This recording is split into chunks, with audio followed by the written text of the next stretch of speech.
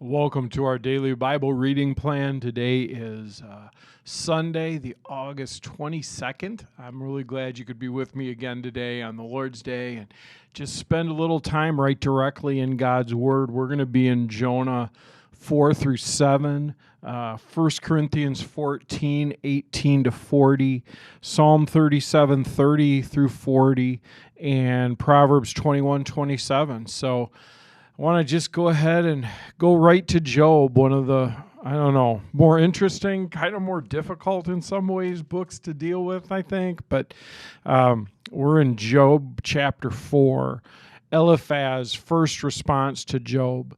Then Eliphaz the Temanite replied to Job, "Will you be patient and let me say a word? For who could keep from speaking out? In the past, you've encouraged many people. You strengthened those who were weak. Your words have supported those who were falling. You encourage those with shaky knees, but now, when trouble strikes, you lose heart. You're terrified when it touches you. Doesn't your reverence for God give you confidence? Doesn't your life of integrity give you hope? Stop and think. Did the innocent die? When have the upright been destroyed? My experience shows that those who plant trouble and cultivate evil will harvest the same. A breath from God destroys them. They vanish in a blast of his anger. The lion roars and the wildcat snarls, but the teeth of the strong lions will be broken. The fierce lion will starve for lack of prey, and the cubs of the lioness will be scattered. This truth was given to me in secret, as though whispered in my ear. It came to me in a disturbing vision at night when people are in a deep sleep. Fear gripped me and my bones trembled. A spirit swept past my face and my hair stood on end. The spirit stopped, but I couldn't see its shape. There was a form before my eyes. In the silence, I heard a voice say, Can a mortal be innocent before God? Can anyone be pure before the Creator? If God doesn't trust his own angels and has charged his messengers with foolishness, how much less will he trust people made of clay?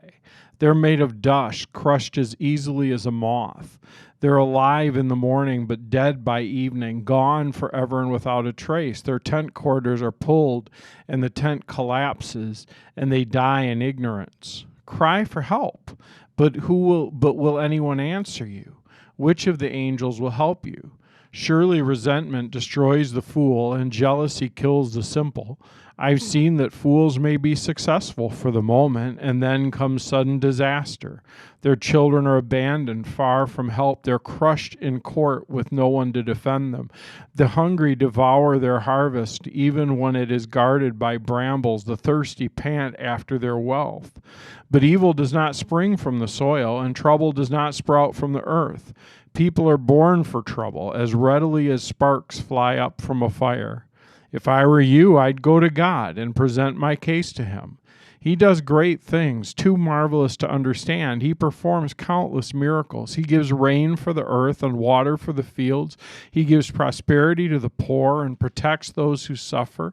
He frustrates the plans of schemers, so the work of their hands will not succeed. He traps the wise in their own cleverness, so the cunning schemes are thwarted. They find it is dark in the daytime, and they grope at noon as if it were night. He rescues the poor from cutting words of the strong and rescues them from the clutches of the powerful. So at last the poor have hope, and the snapping jaws of the wicked were shut. But consider the joy of those corrected by God. Do not despise the discipline of the Almighty when you sin. For though he wounds, he also bandages. He strikes, but his hand also heals. From 6 disasters he will rescue you. Even in the 7th he will keep you from evil. He will save you from death in time of famine, from the power of the sword in time of war. You will be safe from slander and will have no fear when destruction comes. You'll laugh at destruction and famine. Wild animals will not terrify you. You'll be at peace with the stones of the field, and with its wild animals will be at peace with you. You will know that your home is safe. When you survey your possessions, nothing will be missing.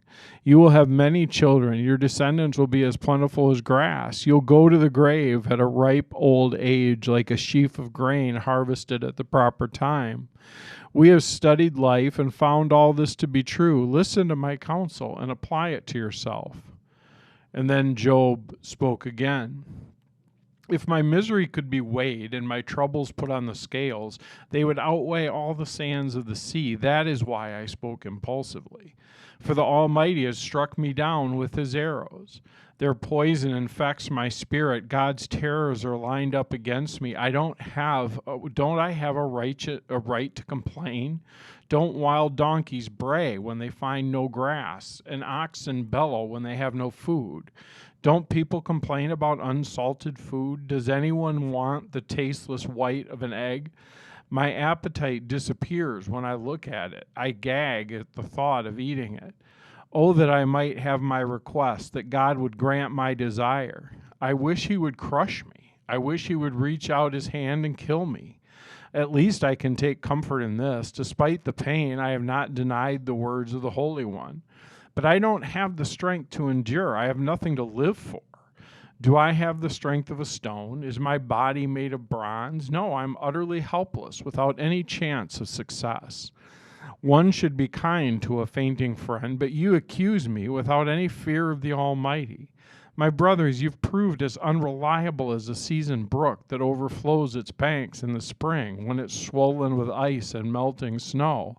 But when the hot weather arrives, the water disappears. The brook vanishes in the heat. The caravans turn aside to be refreshed, but there is nothing to drink, so they die. The caravans from Tema search for this water. The travelers from Sheba hope to find it. They count on it, but are disappointed when they arrive. Their hopes are dashed. You too have given no help. You've seen my calamity and you're afraid. But why? Have I ever asked you for a gift? Have I begged for anything of yours for myself? Have I asked you to rescue me from my enemies or save me from ruthless people? Teach me, I'll keep quiet. Show me what I've done wrong. Honest words can be painful, but what do your criticisms amount to? Do you think your words are convincing when you disregard my cry of desperation? You'd even send an orphan into slavery or sell a friend. Look at me. Would I lie to your face? Stop assuming my guilt, for I've done no wrong. Do you think I'm lying? Don't I know the difference between right and wrong? Is not all human life a struggle? Our lives are like that of a hired hand, like a worker who longs for the shade, like a servant waiting to be paid.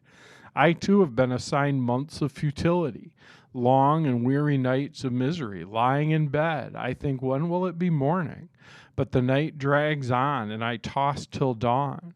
My body is covered with maggots and scabs. My skin breaks open, oozing with pus. My days fly faster than a weaver's shuttle. They end without hope. O God, remember my life is but a breath, and I will never again feel happiness. You see me now, but not for long. You'll look at me, but I will be gone. Just as a cloud dissipates and vanishes, those who die will not come back. They're gone forever from their home, never to be seen again. I cannot keep from speaking. I must express my anguish. My bitter soul must complain. Am I a sea monster or a dragon that you must place me under guard? I think my bed will comfort me and sleep will ease my misery, but then you shatter me with dreams and terrify me with visions. I would rather be strangled, rather die than suffer like this. I hate my life and don't want to go on living. Oh, leave me alone for my few remaining days. What are people that you should make so much of us, that you should think of us so often? For you examine us every morning and test us every moment. Why won't you leave me alone, at least long enough for me to swallow? If I have sinned, what have I done to you, O watcher of all humanity? Why make me your target? Am I a burden to you? Why not just forgive my sin and take away my guilt? For soon I will lay down in the dust and die. When you look for me, I will be gone. Then we go to 1 Corinthians chapter 14, starting in verse 18. 1 Corinthians chapter 14, and starting in verse 18. I thank God that I speak in tongues more than any of you, But in a church meeting, I'd rather speak 5 understandable words to help others than 10,000 words in an unknown language. Dear brothers and sisters, don't be childish in your understanding of these things. Be innocent as babies when it comes to evil, but be mature in understanding the matters of this kind. It's written in the scriptures, I will speak to my own people through strange languages and through the lips of foreigners, but even then they will not listen to me, says the Lord. So you see that speaking in tongues is a sign, not for believers, but for unbelievers. Prophecy, however, is for the benefit of believers, not unbelievers. Even so, if unbelievers or people who don't understand these things come to your church meeting and hear everyone speaking in an unknown language, they'll think you're crazy. But if all of you are prophesying and unbelievers or people who don't understand these things come into your meeting, they'll be convicted of sin and judged by what you say. As they listen, their secret thoughts will be exposed, and they'll fall to their knees and worship God, declaring God is truly here among you. Well, my brothers and sisters, let's summarize. When you meet together, one will sing, another will teach, another will tell some special revelation God has given. One will speak in tongues, and another will interpret what is said. But everything that's done must strengthen all of you. No more than 2 or 3 should speak in tongues. They must speak one at a time, and someone must interpret what they say. But if no one is present who can interpret, they must be silent in your church meeting and speak in tongues to God privately. Let 2 or 3 people prophesy, and let the others evaluate what's said. But if someone prophesying and another person receives a revelation from the Lord, the one who's speaking first must stop. In this way, all who prophesy will have a turn to speak, one after the other, so that everyone will learn and be encouraged. Remember that people who prophesy are in control of their spirit and can take turns. For God is not a God of disorder, but of peace, and in all meetings, as in all meetings of God's holy people. Women should be silent during church meetings. It's not proper for them to speak. They should be submissive, just as the law says. If they have any questions, they should ask their husbands at home, for it's improper for a woman to speak in church meetings. Or, do you think God's word originated with you Corinthians? Are you the only ones to whom it was given? If you claim to be a prophet or to think you're spiritual, you should recognize what I'm saying is a command from the Lord himself. But if you do not recognize this, you yourself will not be recognized. So, my dear brothers and sisters, be eager to prophesy, and don't forbid speaking in tongues, but be sure that everything is done properly and in order. Then we go to Psalm 37, verses 30 through 40. Psalm 37, starting in verse 30. The godly offer good counsel. They teach right from wrong. They've made God's law their own, so they will never slip from his path.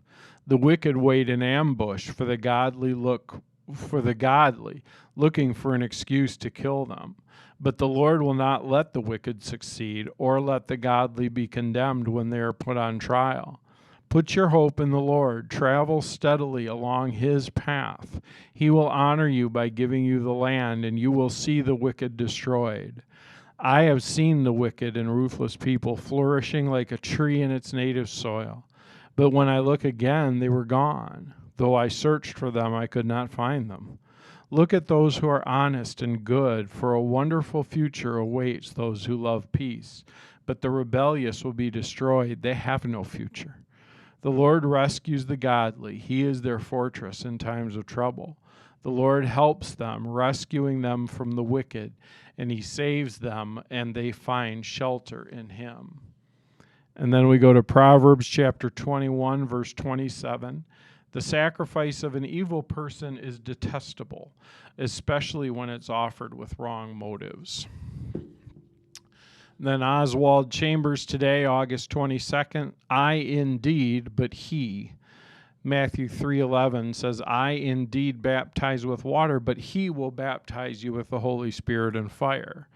I am indeed at the end, and I cannot do anything more. But he begins right here. He does the things that no one else can ever do. get to the end of yourself where you can do nothing, but where he does everything. Job is, I think, one of the harder books to get hold of, just because there's this really incredible thing that happens to Job, right? That you looked at yesterday. We looked at yesterday, and just how he loses everything, and at such a horrible time. And he expresses that honestly, and he expresses it to God. And then his friends, they're actually really understandable, because ultimately they want to make sense of it. So they want to look at Job and see what happened to him and figure out why it happened to him, so that they can believe it won't happen to them.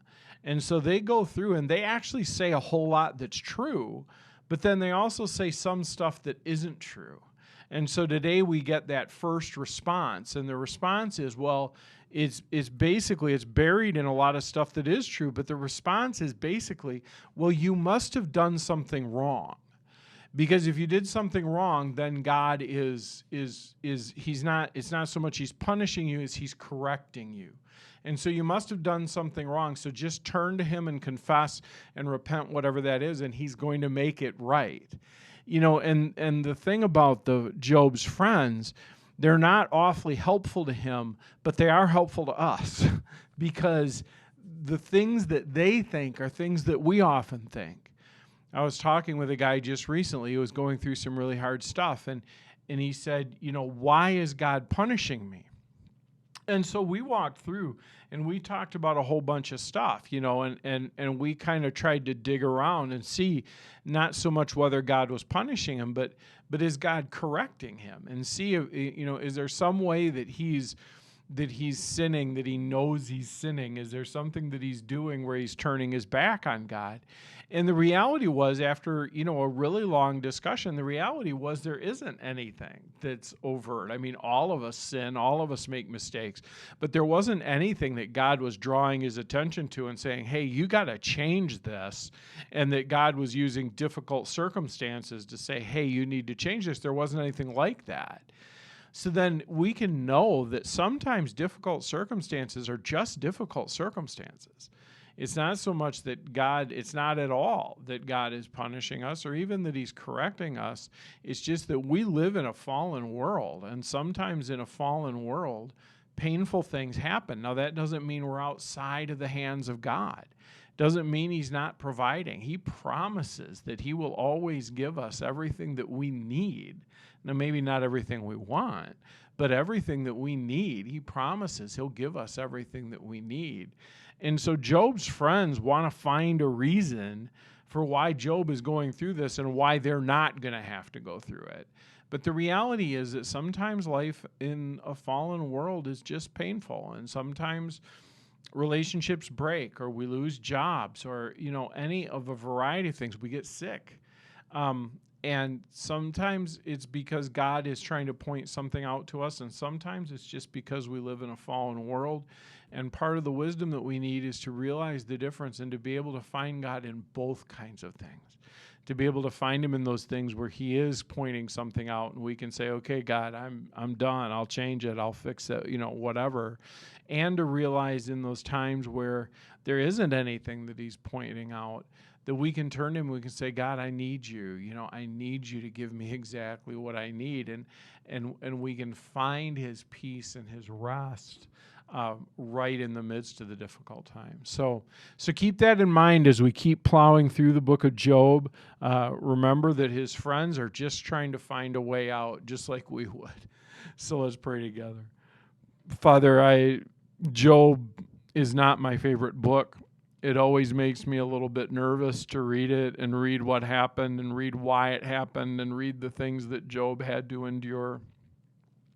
And yet the reality is that we live in a fallen world, and sometimes rough things happen whether we want them to or not, but you're always there. You're always watching over us. You're always providing for us. So help us, Lord, to remember your faithfulness in times that are hard and in times that are good. In Jesus' name, amen. So I crossed this off while we're praying, the 22nd, all done with Sunday. I hope you have a great Lord's Day, whatever you're going to do with the rest of it, and I will see you again next week.